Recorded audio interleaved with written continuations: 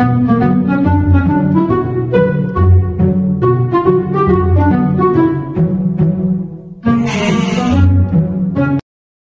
may niluto akong sinigang. Kasing sarap ko ba yan? Di mo kasing sarap, pero kasing asim mo. Wow, nahiya ako sa'yo. Hoy, mga burikat, tawag tayo sa barangay. Ano yun? Aray ko naman, ang lakas. Anong ang lakas? Ang hina ng pagkakatanong namin. Hindi, yung ano kasi. Yung si Boy Kalakal yun? Hoy, ano ako? Nananahimik ako tapos binanggit pangalan ko. Hindi lang siya, yung sinigang yun. Nagluto kasi ako. Eto, maglalaro tayo. Nang alin? Paasiman. Ay wala na, si Boy Kalakal na mananalo dyan. Grabe kayo sa akin, pagpasiman ako, tapos pasarapan kayo. Naman, pero teka, bakit daw may meeting? May issue ata sa barangay. And so? Pingi ka pa? Pinapupunta nga tayo.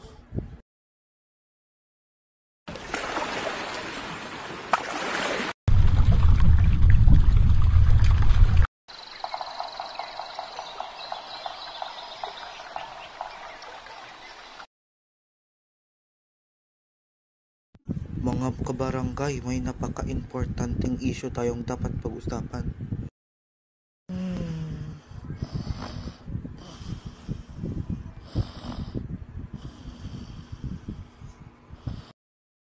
Ay, si Mang Cardo, tulog na naman. Kapitan, baka multo yan. Hindi multo, bebang. Senior citizen lang talaga. Wait lang po. Hey guys, nasa barangay meeting kami. So boring lol. Kap, may Zoom ba mamaya? Kailangan ko ng leg day. Wala tong kinalaman sa leg day. May nawawalang kalderetang camping sa City Hostos.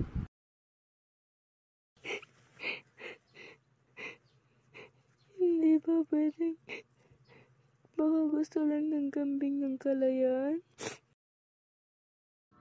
May chance na kinain yung kambing. Kinain?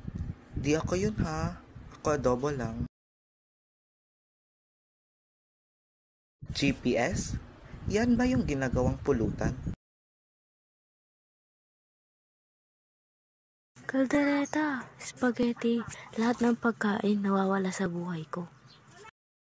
Tama. Wala na tayong makain dito kundi drama. Kap, may solusyon ako. Next time, i-GPS tracker natin yung kambing. Sinigang? Nakambing?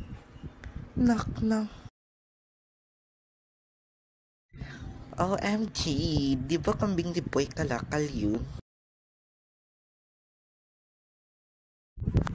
Alam mo? Ano? Baka yun yung nilutong sinigang ni Aling Bebang.